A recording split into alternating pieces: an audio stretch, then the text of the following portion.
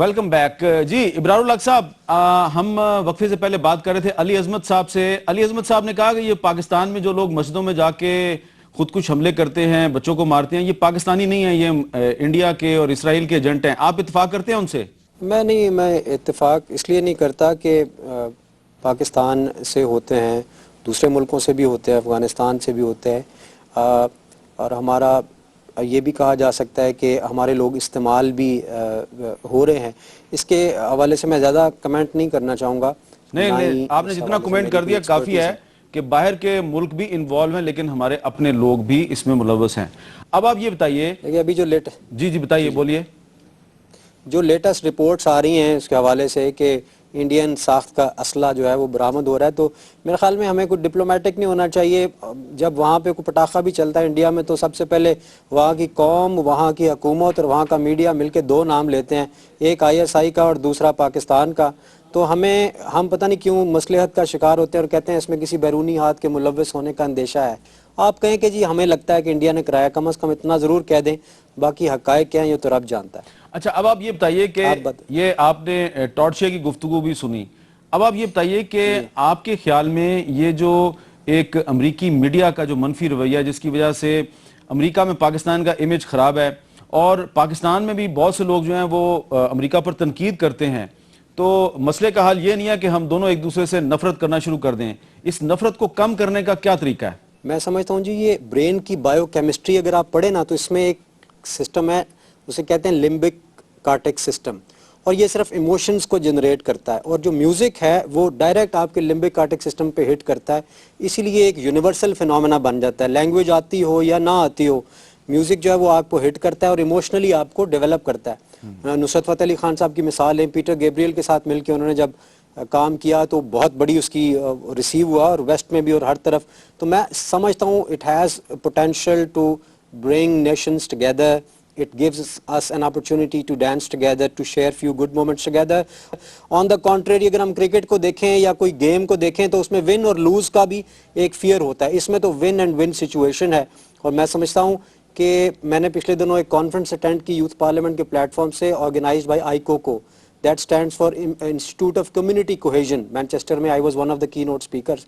दुनिया को मैंने बोलते हुए सुना और मुझे बड़ा अच्छा लगा।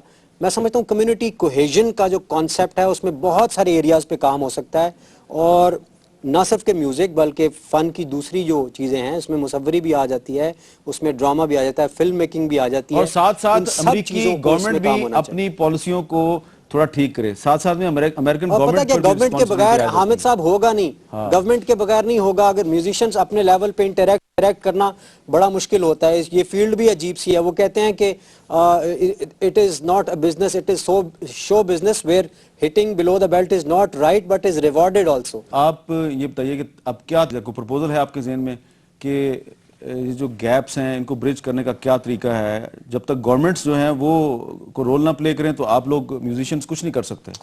देखिए, इस मुल्क में एक सबसे बड़ा रॉक स्टार आया है, उसका नाम था ब्रायन एडम्स, तो उसको मैं लेकर आया था, और मेरा बड़ा अच्छा दोस्त भी है वो, और हम मिलते भी रहते हैं, इंटरेक्शन भी होता रहता है हमारा। और भी स्टार्स से उसके थ्रू में मिला हूँ, ब्रायन एडम्स के। वो पाकिस्तान आके, कराची आके कॉन्सर्ट करके गया था, और वो भी यही समझ रहा था कि पाकिस्तान, ऑब्वियसली उसने बाहर जाके बहुत बड़ा एम्बेसडर वो बन गया था, बिकॉज वो कह रहा था यार एक कॉन्सर्ट मैंने पाकिस्तान में, एक ही रॉक स्टार आया था, उसने कहा कि ऐसा मुल्क मैंने नहीं देखा, और मुझे लग रहा था मैं अपने मुल्क में परफॉर्म कर रहा हूँ इस तरह जितना लोग मुझे प्यार कर रहे थे।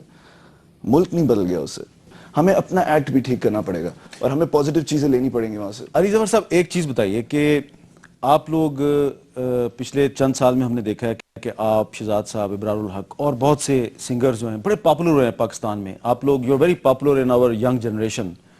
एक तरफ तो ये फिनोमेना है कि you are very popular in Pakistan, दूसरी तरफ ये भी है कि एक्सट्रीमिज्म भी बड़ी है पाकिस्तान में।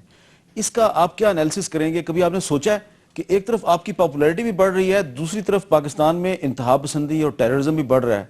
क्या बहुत अच्छी बात की है। एक्चुअली एक सोसाइटी में इतनी डायकॉटमी नहीं होनी चाहिए। जब ये होनी शुरू हो जाए तो इसका मतलब है कि खतरे की घंटियां बजनी शुरू हो गई हैं, कि एक तरफ लोग बिल्कुल एक वेस्टर्नाइज कल्चर और वो चीज़ें, फैशन शोज हो रहे हैं और उस तरह का लाइफस्टाइल है, और दूसरी तरफ ज़्यादा से ज़्यादा बच्चे और इवन यंग यूथ स्टूडेंट्स जो हैं वो बिल्कुल टोटल हिजाब और एक्सट्रीम उस तरफ चलना शुरू हो रहे हैं, और आपस में आइडियोलॉजी का इतना फ़र्क आ जाए जब सोसाइटी में, this is a bad sign.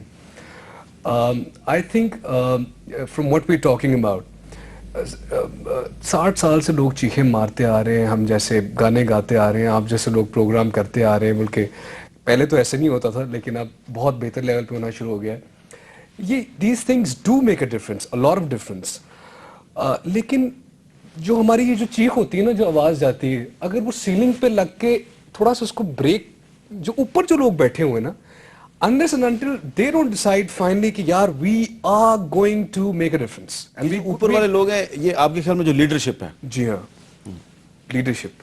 हम लोग अपने पैसे से स्टूडियो लगाते हैं, अपने पैसों से गिटार लेते हैं, अपने पैसों से वीडियो बनाते हैं और अपनी रिप्रेजेंटेशन करते हैं. हमें ये बाहर जाके कहा जाता है कि जी पाकिस्तान की बिगेस्ट एक्सपोर्ट आपका पॉप म्यूजिक है, और हम पाकिस्तान को आपके पॉप म्यूजिक की वजह से जानते हैं. और आप इंडिया में भी बड़े पॉपुलर हैं. हाँ, ये एक ऐसी चीज है कि जो पाकिस्तान की मेरे ख्याल में एक ऐसी ये स्ट्रेंथ है कि जो कि कॉपी की जाती है हमारी बाहर, और उसको आइडलाइज किया जाता है even in India and all that.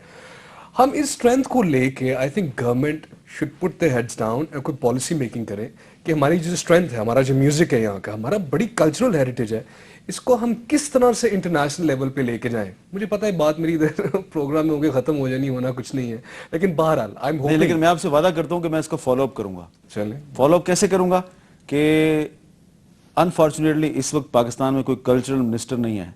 जब कल्चरल मिनिस्टर आ जाएगा तो फिर मैं उसको बुलाऊंगा, कोई ऑडिटोरियम्स हो, कोई आपको बिठाऊंगा साथ और उससे पूछूंगा कि जी ये बताइए कि आपकी कल्चरल पॉलिसी क्या है. लेकिन वो यहाँ बैठ के प्रोमिसेस कर जाते हैं ना, दे डोंट एक्सिक्यूट दोस. नहीं, लेकिन हम जब फॉलो अप करें तो फॉलो अप के नतीजे में हो सकता है कि अपना वादा पूरा कर जाएं. मेरी ख्वाहिश होगी कल्चर की पॉलिसी नहीं है तो कल्चर की यहाँ पे ऑडिटोरियम्स बनने चाहिए, परफॉर्मेंस वेन्यूज बनने चाहिए, यहाँ पे आर्टिस्टों को वहाँ इंडिया में जो उनके बड़े क्लासिकल म्यूजिशियंस हैं उनको पूरी गवर्नमेंट स्पॉन्सर करती है, वो बाहर रिप्रेजेंट करते हैं. यहाँ हमारे क्लासिकल म्यूजिशियंस जो है वो भूखे मर रहे होते हैं. अच्छा, यहाँ पे जी एक छोटे से वक्फे का दोबारा वक्त हुआ है और इसके बाद वक्फा नहीं होगा, वक्फे के बाद दोबारा मिलते हैं.